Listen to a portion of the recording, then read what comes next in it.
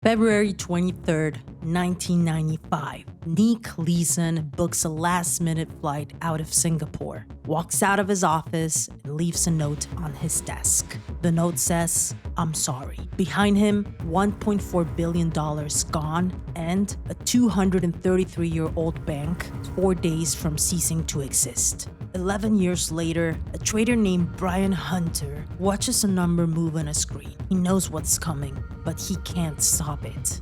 7 days, $6.5 billion gone. And then there's Jesse Livermore, the man they call the greatest trader who ever lived. 14 billion at his peak. Yachts, mansions. Presidents picked up the phone when he called. They found him in a hotel room with a note in his handwriting. It said, "I'm a failure." 3 men, 3 different eras, none of them amateurs. All of them the best in the room. The markets didn't beat them. Something else did.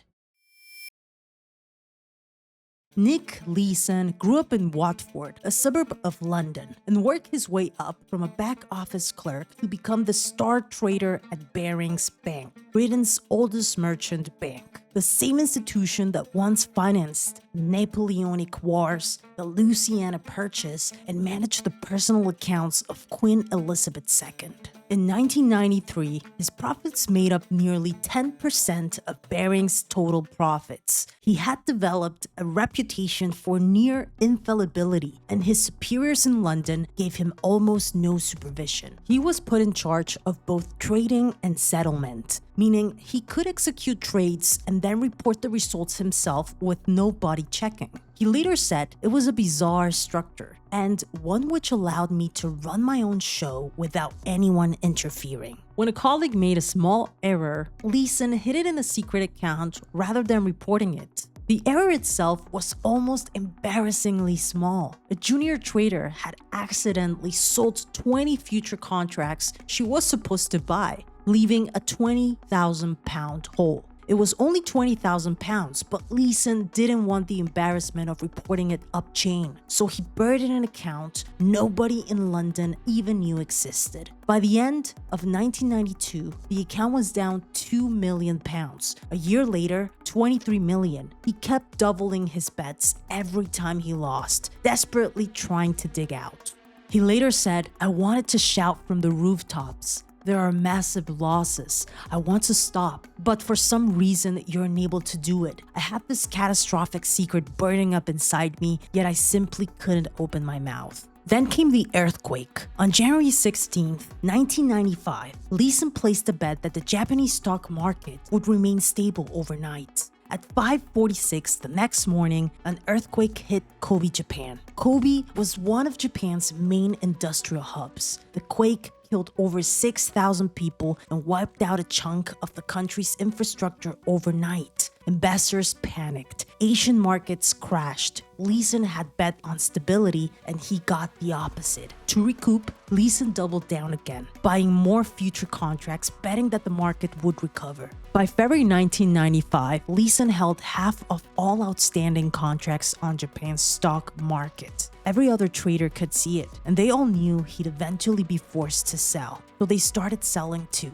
Prices dropped, losses got worse, and they pushed harder. He could never recover from this. He left a note reading, "I'm sorry," and fled to Singapore. Losses eventually reached £827 million, twice Barings' entire available trading capital. The 233-year-old bank was declared insolvent and sold to Dutch bank ING for £1. Leeson was sentenced to 6.5 years in a Singapore prison.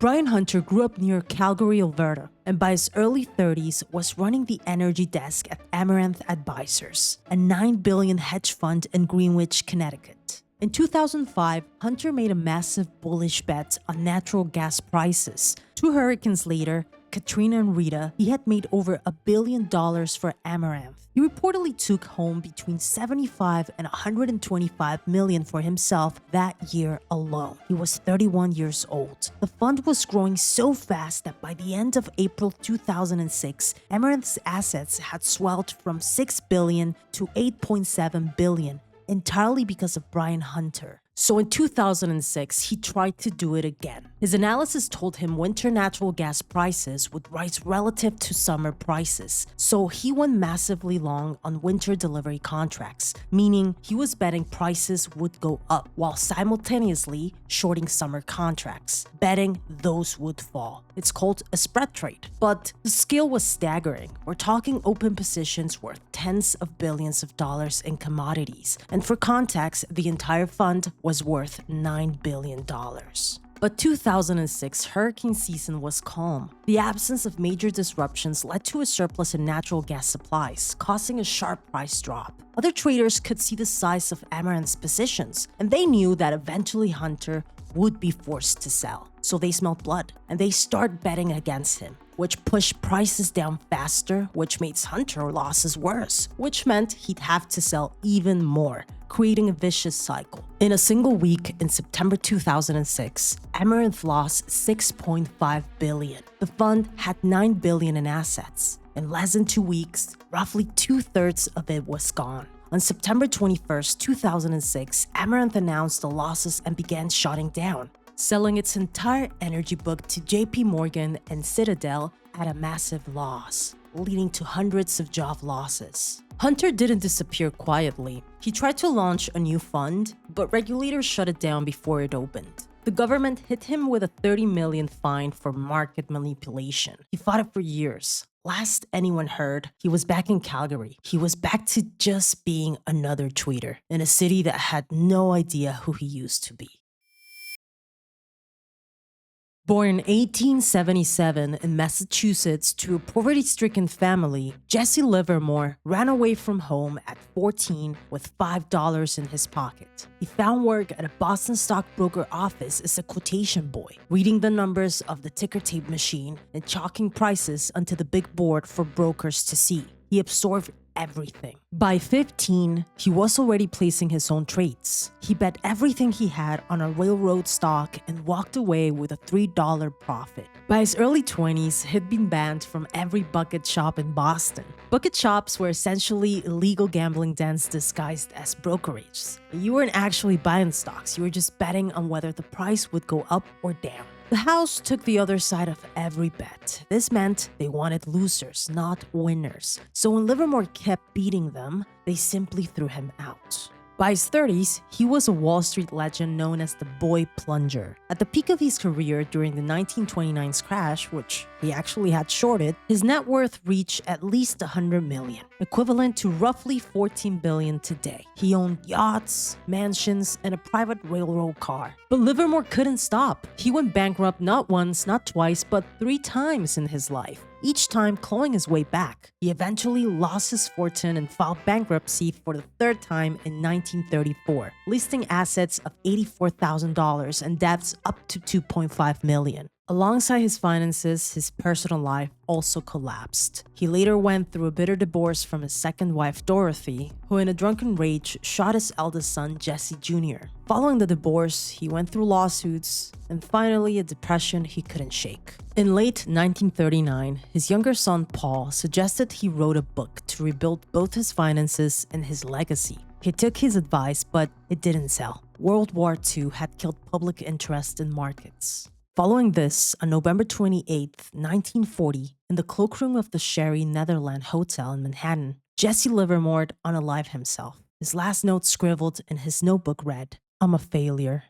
So here's what gets me about all 3 of these guys. Leeson knew. He said it out loud. He called it a catastrophic secret burning him up inside. And he still got on a plane to Malaysia and sent his bosses a note that just said, "I'm sorry, that's it." A 233-year-old bank gone. And the guy responsible is somewhere over the South China Sea eating pretzels. Hunter watched it happen in real time. Every single day that week in September, the number got worse. He had the best math brain in the room. He understood exactly what was happening to him, and he held anyway.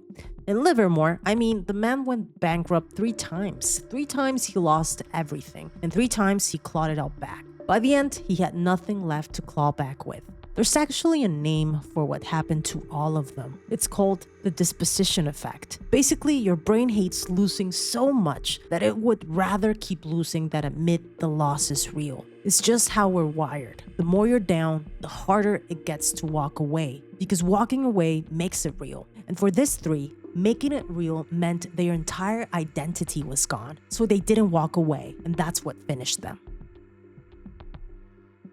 Thank you for watching. If you like this video, please like and subscribe. More videos coming up.